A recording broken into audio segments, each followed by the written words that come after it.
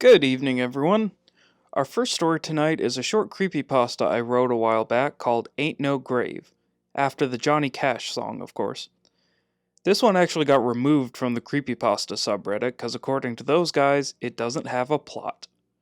Which I guess it doesn't, but hey, neither does 2001. Enjoy. Everyone says, don't meet your heroes, like it's some kind of wise platitude that'll save you from embarrassment down the line. I think it's stupid. Why would I care if someone I admire is a major dick in real life? I've heard all the stories from people who claim they've met this and that celebrity and were disappointed when they didn't start bawling with happiness and knowing they had a fan. They're famous. They're rich. Why should they care?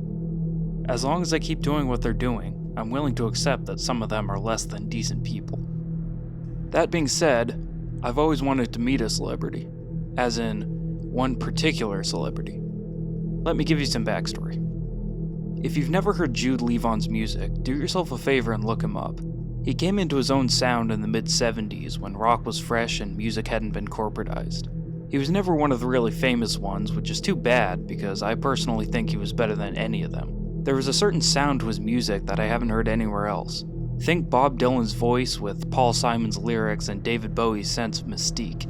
For the few people who actually followed Levon back in the day, the most iconic thing about him was his nihilistic worldview and gallows humor. I mean, his most popular song was called Death from Above, and his second most popular song was called Death from Below. His trademark image was a raven smoking a cigarette, and he liked to joke that he was here for a bad time, not a long time. I wanted to meet him so badly. But, alas, Jude Levon died when I was 3 years old. Lung cancer, surprise, surprise. He went out like a badass, though. His doctors gave him 3 months, he wrote and produced one last album in 4. The album was called Changing Faces, and it was about as successful as his others. Meaning, his fans bought it, a few other people bought it, but it wasn't enough to put him on the top rung. Hands down, the best song off Changing Faces was called Remember Me, and it was pretty much Levon's way of asking that we make him more popular after his death than he was in life. But that wasn't even the most popular song, unfortunately. It was overshadowed by the one track on Changing Faces he didn't write himself, a cover of Ain't No Grave by Johnny Cash. Good, but not as good as Remember Me. My dad introduced me to Jude Levon as a kid, and by the time I hit high school, I was living and breathing his music. I had every single one of his songs memorized, I owned all of his albums, I even picked up guitar just so I could learn his breathtakingly good music. But it wasn't until I was a little older that I realized what it all meant, how Levon's music and lyrics connected to me and my obsession. I was 18, hanging out in my dad's basement, smoking a joint and listening to the title song of Levon's hit album Impressionable Boy when it struck me. I was an impressionable boy. For some reason I felt like that was some great revelation. Bear in mind, I was stoned, and I sat there thinking about it for a while. I must have been impressionable, cause Levon had impressed on me. Pretty cool, right? No, but I thought it was. When the song ended, the next one started, a tribute to the Vietnam peace protests called Flowers, Guns, and Joints. I remember feeling the drugs working in my head and looking down first at the joint in my hand, then at the flower printed on my t-shirt, and finally at the locked gun box my dad kept under the futon. The next song actually had my name in the lyrics. I already knew that, obviously, but it never meant anything other than getting to hear Levon say it out loud. Now, it felt a little different. I felt like Levon was talking to me, through the years, from beyond the grave, speaking through the tinny speakers of my record player. But what was he trying to tell me? Whatever it was, it probably couldn't mean anything now, right? He was dead, and he couldn't say anything that wasn't already recorded. When the drugs wore off, I felt uneasy. There was no way Jude Levon, who died when I was a kid, could be trying to tell me something through his music, especially since I'd heard all his songs countless times and had never picked up anything like that before. So why did I feel those weird tugging in the back of my mind, like there was something that required my attention immediately? Then it hit me. Levon had been a dark man. Dark, depressive, nihilistic. He was the poster boy for what we in the 21st century would call edgy, or even emo. But what if he was more than that? What if he was legitimately part of a darker subculture, one that focused on the occult and the supernatural? I guess what I was thinking was, what if he had put some kind of supernatural plan in motion years ago, and I was at its apex? Over the next few weeks, I did almost nothing but listen to Levon's music and look for what I may have missed. I heard countless lyrics that sounded like hints or clues, but I couldn't tell if I was just looking too hard. Maybe I was just overthinking the whole thing. But then, one day, I realized Levon didn't do covers. Ever. He didn't sing other people's songs as a matter of pride. Until his last album. Until Changing Faces. Until Ain't No Grave. Why would he suddenly decide to cover a song by Johnny Cash instead of writing his own, especially on the last album he would ever make? Unless he was just after the title. Unless he wanted to tell us that there really ain't no grave can hold his body down. Anyways, sorry for going off on a tangent, I just wanted to give you some context. I'm about to meet my hero for the first time. Does anyone have any advice? And there you have it. The perils of worshipping dead celebrities. It occurred to me as I was recording this that the narrator could have just Googled the song and discovered it far predates Johnny Cash. That probably would have saved him from doing something he regrets.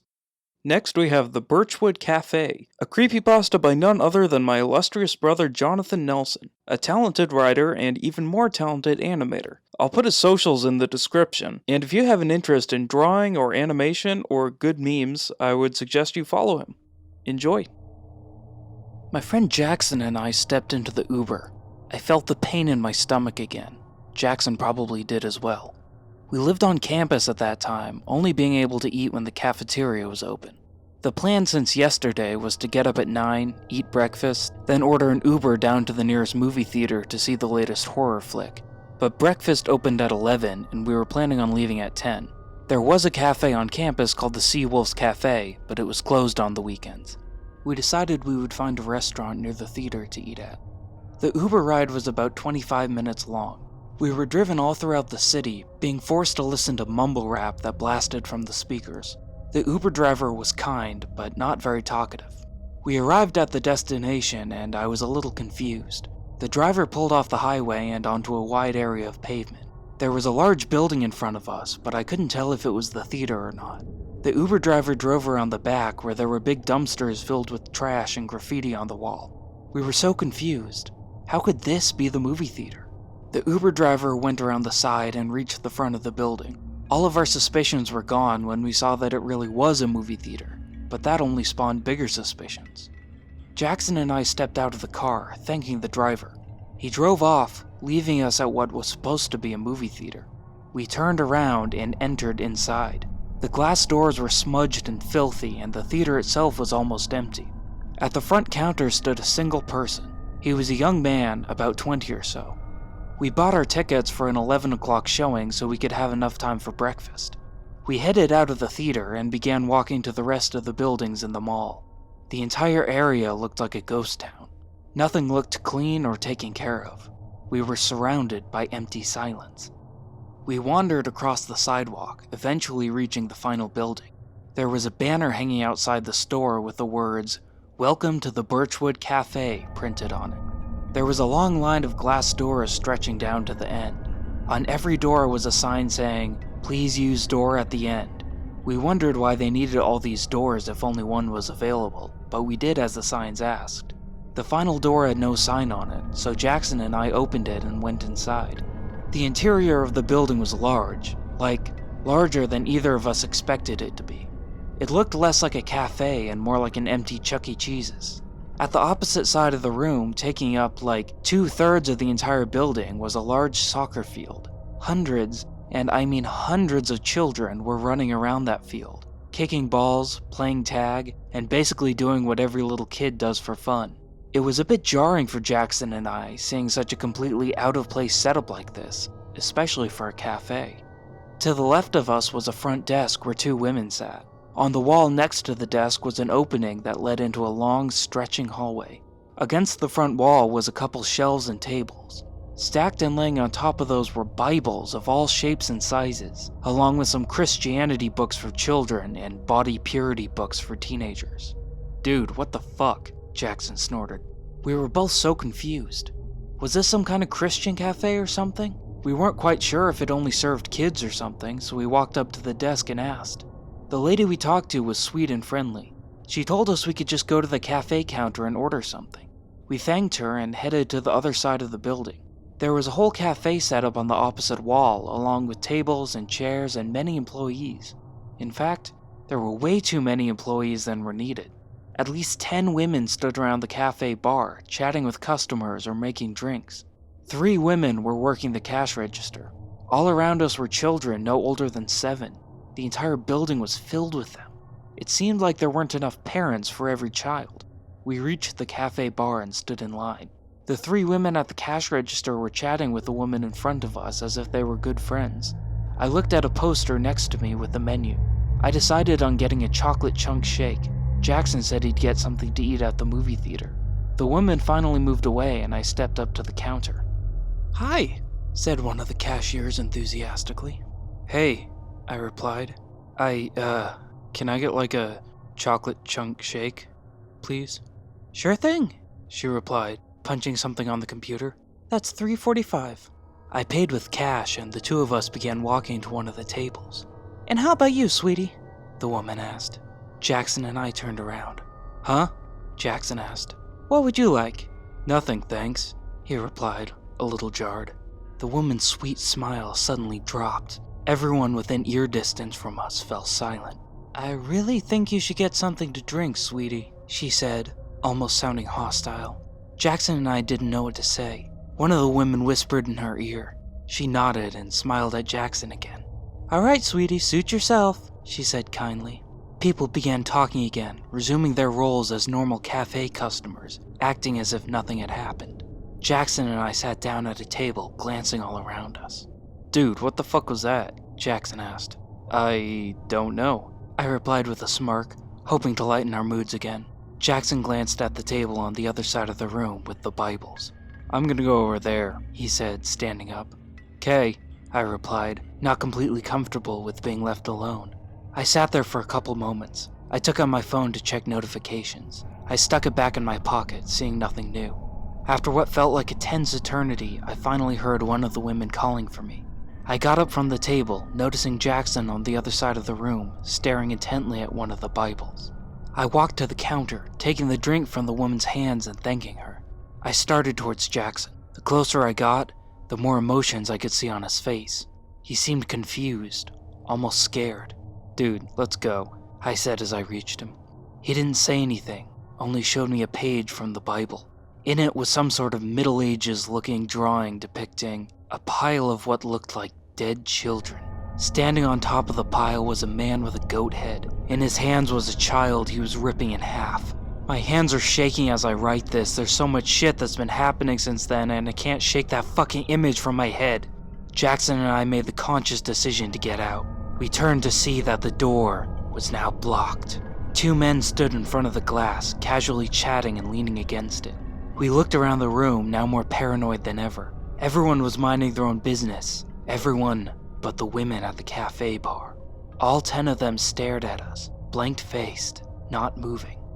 "The hallway," Jackson said, nodding to the doorway in the wall. The 2 of us began pacing to it, glancing all around us. The women at the front desk were staring at us, looking like they were ready to stand up at any moment. Our pace got faster until we were practically running. We entered into the hallway. I glanced behind me once more. The women at the cafe bar were now pacing towards us, looking very concerned. Every parent sitting at the tables were looking this way too, no longer engaging in conversation. "Fuck, come on!" I yelled at Jackson, almost in tears. We rushed to the door at the end of the hallway. I heard sounds coming from inside the walls. They sounded like laughter, but the further we got down the hallway, they turned into screams. Jackson hit the door first, slamming his hands against the bar and swinging it open. We were both surprised it was open. It was almost like they wanted us to leave.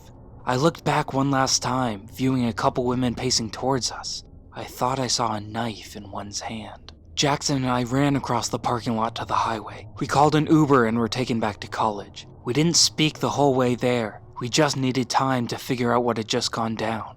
When we had gotten back to our dorm building, we headed back to our rooms, only saying one thing to one another. "See you tomorrow." We didn't. I don't know how or why, but Jackson never showed up the next day. I asked around, but no one had seen him. I knew it had to be the Birchwood people. They must have taken him. I went to the police about this 3 days later. I stepped into the station and was met by the secretary. I began to ask to see an officer, but I stopped when I noticed her mug of coffee. On it was printed the words Birchwood Cafe in the same font as the banner from before. I couldn't trust anyone. It's been a week and a half since Jackson's disappearance. Every now and then I'll look out my dorm window and see the same thing. A middle-aged woman looking up at my window, devoid of expression. I know she has to be one of them and I'm fucking scared. I'm writing this because I have no one to tell. Anyone could belong to the Birchwood cult. God, please don't let them get me. Just make that woman leave, please! Thanks for listening, everyone. That was 2 Nelson stories. Again, Ain't No Grave by myself, Nathaniel Nelson, and The Birchwood Cafe by my brother, Jonathan Nelson. I hope you have a good evening, and stay spooky. Also, buy my book.